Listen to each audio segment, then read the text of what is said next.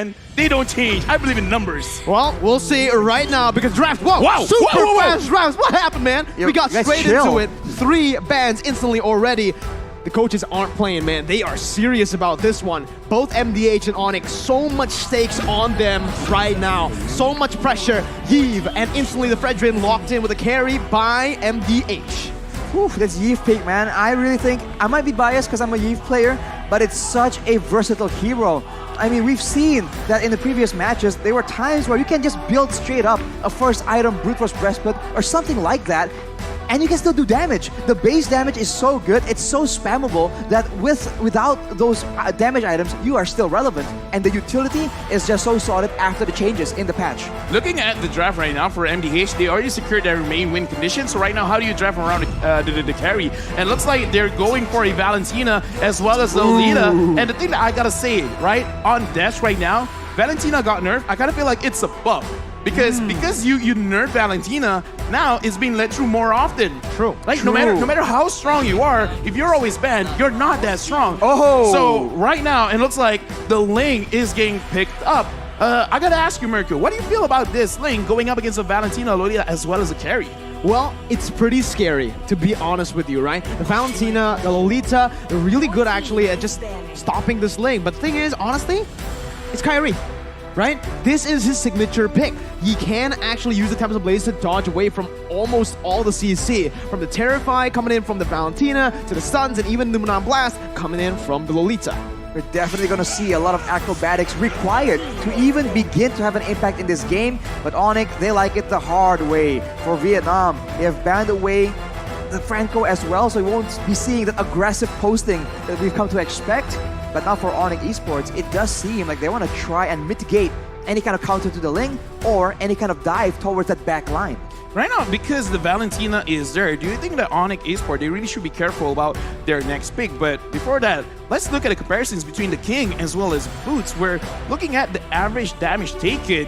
The King has been absorbing a lot, 7,000 in average, and Boots 5,000 in average. But the thing is, the kill participation as well as the KDA, Boots has been doing well. He's been appearing in a lot more fights, and he doesn't die as often.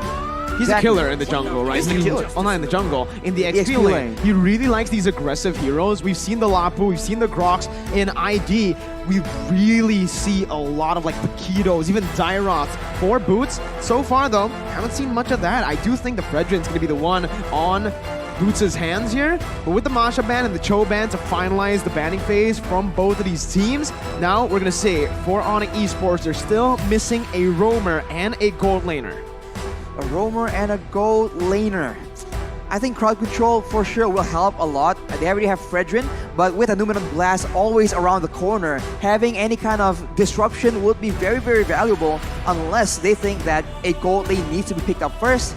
But considering that Vietnam already picked their own gold lane, it doesn't seem required. What? Oh, whoa, what? No. I like this, all right? I like the Angela pick because you could mitigate or you could be aggressive in the mid lane. And why I like this is because I don't think they should actually draft any kind of disruption because look at MDH. They have a Valentina, right? If you pick a roamer that has game-changing crowd control kind of ability, then you're giving it away to MDH. So it is a double-edged sword. It's like, you want this, but you're kind of giving it to the enemy as well. Giving over Angela, you're just giving like an extra shield to one of the members, which is still kind of good, but at least you do not stop the Ling.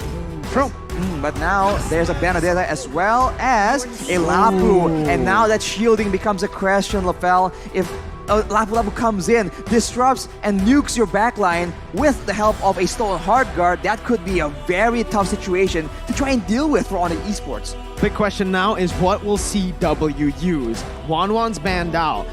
Usually he goes for the Beatrix or the Claude. We've seen some Brodies, but honestly, knowing CW, knowing how deep his hero pool is, if you're up against this kind of composition, just go for something crazy, right? You already have some physical damage, and do I call it here? Yeah, Whoa! There you go. That's what I'm getting at, man. Just go for it, right? You want to actually let these guys dive onto you because, hey, you are going to be able to dodge a lot with Zaman Force. And CW, again, unique hero pool, very deep hero pool. Utilize that. I am not biased, but I'm hyped with this draft because Harif has been like again, he's been missing, right? And Angela has 2 targets. You can go to the Ling, you can go to the Harif. So they have multiple win conditions. So the Angela is not really restricted into one style of play. With that being said, MDH, they got their work cut out for them because they have 2 very mobile heroes that they got to try to catch. And again, it's not going to be easy because there's so much mobility, and the moment you feel like you're going to get a kill, all of a sudden, there's a shield. Exactly, with the slow, with the healing, with the immobilize as well. And not to mention, right, the combination of a Ling and a Harith. If you're a backline member, if you're a squishy hero right here, what do you build? Ladies and gentlemen, it's time to dive into the land of Dawn to see if ONIC Esports can claim the upper brackets or if MDH will stop them in their tracks right now. CW with the Flicker, no Purify, kairi, not with the Demon Slayer that we've seen. Ling's utilize. He's on that killing spree, and he enjoys that a bit more. Yeah, dude, I'm calling it right now, MDH. If they can go aggressive, and I'm not just talking about simple aggression, right? Wait for the turtle and then try to get kills. Don't even focus on the turtle that much. Try to get kills, try to slow down what ONIC is trying to do, and then you're going to be at a very, very good spot because they reached their power spikes way earlier because they have 2 fighters-ish, because technically Benedetta is kind of playing like a fighter where you want to dive to the enemy and try to dish out as much damage as you can. So if you can really use your draft very, very well, putting pressure early, then they could do something against ONIC's lineup where they kind of want to scale up just a little bit, like 1 or 2 items. Right, the fighter advantage that scales a lot faster, being able to tank more damage, a lot more base damage in the abilities as well. That's definitely something that they can use. But in the top side, CW, woo! Super low. Kairi gets the first blood. CW lives with 1. Look at that grandma! Like legit, he should have gotten the kill, but RNG, man, sometimes it's not on your side. The range wasn't hesitation. He flickered in because it looks like 1 hit was enough, but CW survived with such a small sliver of HP. 1. It's unreal. Effectively 1. That is so unfortunate. And now tides are swinging towards ONIC Esports. 460 gold advantage. Not massive, but it all will add up. Oh man, that was definitely frustrating, right? If it was me, I would have been tilted, man. Going for the Flicker under the turret, CW utilized the damage reduction from the first turret, and it was really good, right? You saw a bit of hesitation, I agree. I think Hehe would have been able to get that kill if he flickered a bit earlier. Yeah, but right now, looking at MDH, they're starting to turtle, and this is what I want to see. I want to see some kind of aggression, but Boots in the front. Oh, it's still Joga who wins out the retreat battle now with the King jumping in with the Bravest Spider. It is going to be kairi locked down by the Moon Blast and the stun as the King picks up a kill on the back lines up against Boots. The King super low as kairi gets some HP back from the hard guard. It's 1 for 1, but it's worth it for MDH. They got the turtle. They got the turtle, and they traded their EXP lane in the process. Later on, it might be a concern because, as we mentioned, the EXP lane right now is so critical to the macro maneuvers. So if they maybe let the King fall too far behind, he might get dethroned, and that would be a very tough situation if they're going to contest for the later objectives. I like what it did. I just want some kind of adjustment because just now the King went in alone, but I kind of feel like if Gnart and Midnight Help followed up with him, like just dove in as well, like kind of disrespecting ONIC, it would have been a little bit better because, again, Ling has a lot of mobility in the early stage of the game, but not enough damage, and look at that! Oh, CW's gonna be caught here, doesn't have that Purify, he is going to be chained down with the stuns coming in. Sans finally rotates up top, but it's a bit too late. CW falls, and that's him missing on that gold minion. No gold income from that lane for him right now, and that was such a good engage. Beautiful. Coming in from the undetected bush for Nart. This is why the Lolita is just so dangerous and so oppressive as well. There's a lot of stuff that Nart can block on that bulwark, and of course in the early game it's deceptively high damage to clear the waves as well. I want to pay attention towards the Harry because the mystery shop gets you items a little bit easier, a little bit faster, but look at this. He's putting points not only to the penetration, but also to the cooldown. So for you to be able to dash a lot in the Zaman Force, you need at least around 33% cooldown. So if you build the cooldown boots as well as the Calamity Reaper, you can already go very, very aggressive. So he's gonna get his power spike way earlier compared to MDH. Now there's a question from me, right? Should have CW, I mean, I don't know. CW went for Flicker. Should he have went for that Purify? I feel like considering that there's two massive engages that are kind of telegraphed, it's not required, but it could be used as MDH goes in. That's a lot of resources placed down already. Need my help. Gonna use the real world revelation. 2 real world revelations popped in as Kairi jumps in with the Tempest Blaze now, targeting towards Need My Help. But it's gonna be Kairi stunned up. Still able to dash out with the Finch Poise and the Defiant Blade, but it's a 1-for-1. Mid laner for XP. Kairi opting to go for the trade onto the purple buff instead of forcing and committing onto the turtle. The efficiency of Kairi, though, understanding that, okay, we don't have control over the turtle pit, we might as well go for something else. And on that Ling, what can be more valuable than that purple buff? He goes in straight for it, and it's not ideal, but how quickly he makes the decision is very, very impressive. Yeah, again, like Kairi is a different beast whenever he's using a high mobility kind of hero. Makes it very difficult for MDH because even though like the Lolita has been catching a lot of people off guard, but going up against like a Ling, it's not a secured catch. And right now, Gernard goes in. It looks like they're going for ONIC. Okay, Zaman Force popped into the back line. It's not going to be taken low. Samo's still surviving, but will be shredded down. As CW looks for some more damage onto Hehe, who's still able to survive. Kairi picks up a double, and it is going to be a 2-for-1 for now. Joga clearing out that way, but look who's here. It's the King, who's not able to do much here. Oh my god, that damage from Kairi! Picking up a monster kill, and Joga's gonna be next on the chopping block. Kairi with a Tempest Blaze now, looking for that kill, but will not be able to get in range. Samo just walks by, sends some love. Sense of love literally his way. And that is the speed that ONIC is playing with right here. They're abusing that Ling pick. And if we take a look at the items, the Berserker's Fury has been built up. That is why the crits were hitting kind of hard. And of course, with a Vampiric Scepter, he has a bit more sustain, so it's not as easy to take him out. But Boots now is the target. Uh-oh, 1 HP from Boots gonna be shredded down by Hehe as Kairi tries to look for some sort of trade, but it will not work out. It's still just MDH getting that kill for free. Meanwhile, the mid lane, final blows gonna be popped into the back line, and CW jumps in with his Zaman Force all the way, dodging everything, but he's gonna be terrified here. CW still flickering out, getting out of harm's way. Wow, that was an insane team fight. I was about to say CW, bit too aggressive, but it works this time. Yeah, I gotta say, like, the way that ONIC is playing with their items is very, very impressive because looking at how Kairi is itemizing for himself, because he actually used the new attack speed items to make sure that he can farm a little bit faster, but the moment he has the Berserker's Fury, he is not shying away from the fight. Like, right now, he is almost optimal in terms of the way that he's using the timing with his items. And the same thing can be said with CW because like I said, he has enough cooldown, so if he sees an opportunity, he can actually go for it. He does not need to wait for the second item to really be effective. Joga again with a final blow, but it's going to be the turtle canceled out. Joga forced to use that eye for an eye on cooldown now. The Suns pops in, that real world. Kairi, oh, beautiful Tempest Blaze to get out of that one with the help of the hard guard. Now, he's going to be able to try to sustain back up as CW zones them off. Oh my goodness, CW jumps on to 4, and nothing is going right for MDH here. The Praisers grab as well. CW looks for the cleanup. Need my help, needing some help now, but it will not be enough. CW picks up the kill. He's looking for the shutdown from Hehe. That is unfortunate. CW greeting out to try and make an outplay onto Hehe. Unfortunately, he just gets taken out. That's a shutdown at the hands of the marksman, but look at Hehe now! Another shutdown! No. And it's a godlike for Kairi, who's now 7-0-1. Dude, like Kairi right now is taking... He's mad. He's mad. No wonder when I saw him, he had a very big grin on his face because he's like, the coach says Ling, I'm happy. But yeah, like, you guys probably can't hear this, but we're here, and the crowd, like, the way that they reacted when like, CW stayed a little bit too long, and he died, I was like, oh.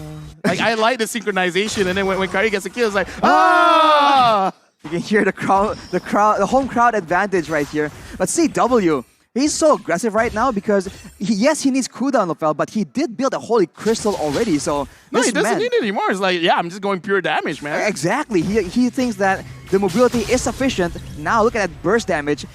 Right, aside from Ling right here, the side of MDH needs to be very, very careful because the Harith can very well perform like an assassin in these pick-off situations. I mean, you said it, right? ONIC have the home crowd advantage, but if you look at the live chat, MDH definitely have the support of the live chat. Everyone's just spamming Hehe right now. I mean, are they just laughing? No, they are supporting from MDH. Yeah, dude. I mean, I come see. on. Like, everyone here watching Mobile Legends Bang Bang, they just really like very, very good games. Isn't that right, Mirko, right? Mm-hmm. Yeah, and, For sure. And right now, looking at the game, it's not even that big of a difference because No. no matter how much we see ONIC is performing mechanically, the goal difference is just 3.4K. That is a lot, don't get me wrong, but it's definitely comebackable. It is comebackable. Kairi trying to make a play here on the other side of the map. Again, he is a Ling. He's super mobile, especially now that he's been getting all the purple buffs, right? No one's been able to really invade and contest. Right now, Sans is just zoning people away as CW slowly but surely chips on that Lord. It's a great mind game here because Kairi is on the top side of the map. If you just look at the vision, you wouldn't expect that the Lord is being taken, but ONIC, they're just showing MDH different looks. And now when they go for the Lord, actually, MDH are just not convinced, they're not sure, and ONIC might just sneak this away. Well, we'll see, right? A miracle play can always happen, and Nart is looking for it. Wow. But Kairi just seals it again with the cross-map plays, with the wave manipulation. They're able to just, again, suffocate MDH slowly but surely after getting that lead. Right now, honestly, I'm looking at the situation. Even I'm drawing a blank. What can MDH do? Because the way that I see it is, if ONIC somehow doesn't kill, right? Like, he would eventually outdamage them. But because I kind of feel like it's kind of in a situation where you definitely can't catch Kairi because the way that he's moving is a little bit too fast. Oh. But Gunnar gets caught. Sans gets the hard guard, but it's going to fall right now, and that's Need My Help Lucky pops into real world inflation. CW now looking to look for a big play, but it's going to be caught down. Two members, the damage dealers from ONIC Esports losing their life as Kairi jumps in onto three members now. It's still Samo alone in the top lane with the Lord, looking for some play, but Nard's going to be able to stun him up. Joka looking for more damage to follow it up, but it will not be enough. ONIC Esports got the Lord, but again, nothing on the board. I'm sorry, did I just cast a curse myself? It's like, oh, I don't see any way, but the King, 1v1, Kairi, legendary. A fist fight in the bottom side It's a sword there. fight. Fighter against Assassin, by the way, doesn't even matter. But we did see that early on, CW, he goes in aggressively onto multiple people, but Kairi isn't even done yet. Oh, the Tempest of Blades was popped in, and Kairi uses the same. Hey, Bit of a trade. that was honestly just style points for both of them. I mean this in the most respectful way, but monkey see, monkey do. Monkey see, I monkey mean, in the most respectful because That's is Valentina's ult. Yeah, but you know that's a proverb. I am you. Yeah, Listen, I am you. it Yeah. is a saying, but now looking at the items, CW has the concentrated energy. If early on he goes in and he gets taken out, now with the extra bit of sustain, with the Feather of Heaven as well, he's going to be able to actually be a lot more survivable. And keep in mind, while all this is happening, Sans has that Glowing Wand, Ice Queen's Wand combo. He went for the book, like you mentioned, Lafel, but the Jetta Talisman will allow him to just be so obnoxious. And right here, if you're MDH, you have to be concerned about the Yve, the Ling, as well as that Harith, and it's just such a difficult situation. I just want to point out, looking at Ling's goal, 11,000, right now it's 12 minutes. He's almost hitting that 1,000 gold per minute mark. Kairi is getting a lot of gold here by getting kills as well as farm.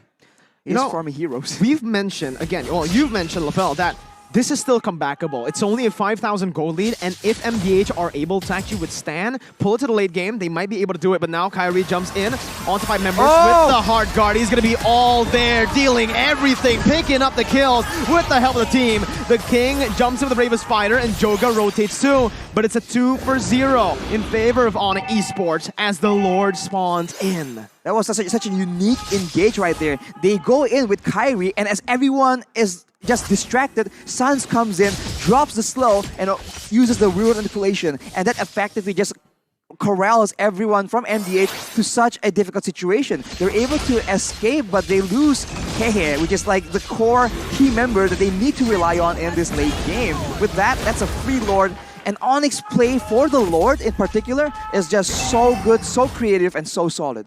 I would say like that was almost too easy because they didn't even really have to focus on any target because even their like focus attack kind of feels like an AoE at this point because Kairi goes in, he hits 3 people at the same time. And then, like, when CW engages with Zaman Force as well, his Chrono Dash is actually hitting quite a lot of people. So that's why it ended so fast. The burst damage is a lot, but the fact that the burst damage hit on 3 people at the same time, that was unfortunate positioning by MDH, making it easy for ONIC. Uh-oh, Joga here. Okay, still able to get out. Again, that's that tank Benedetta build that's really helping them out here in a position where they are behind 8,000 gold. But again, this is the question I want to ask MDH. You said it's still comebackable. Now, is it still comebackable? And if so, how do they get it done? They have to wait for overextension from ONIC because they cannot outrange ONIC at this moment. So if Sans uses the world manipulation, that already zones out Hehe, the main key to victory, away from these big fights. So they have to wait for a base play for sure. But ONIC, they're way too smart to make a mistake. But look at that! Boots jumps in, finds 3 on the taunt, and the Luminat Blast will be popped in, but it only finds Boots. CW with the Zaman Force just dashing all across the place. Kairi picks up a legendary. Joke is gonna fall as well, as Kairi wreaks havoc in the backline with CW, who's looking for a triple kill. But it is all that she wrote. ONIC Esports, once again, they want the upper brackets. They'll break the curse, and they'll move on from the group stages. I mean, look at that, man. Like, sheer confidence moving all across the map. It really shows micro and macro play is strong, but they put in a little bit of spice in there. It looks like MDH, they couldn't handle the heat. I would hate to be any team going up against ONIC right here because as we mentioned, there's so many things to watch out for. You said it yourself, Rafael. Everything begins so quick and ends so quickly as well. Who do you try and focus? Who do you look out for? Because everyone can be a threat, and ONIC is so good at switching it up. They feint out, they show you one guy, they use the other to take you out. And when you can do this again and again, that is a huge mental strain in your strategic thinking. Yeah, I mean, like, here's the thing, right? ONIC,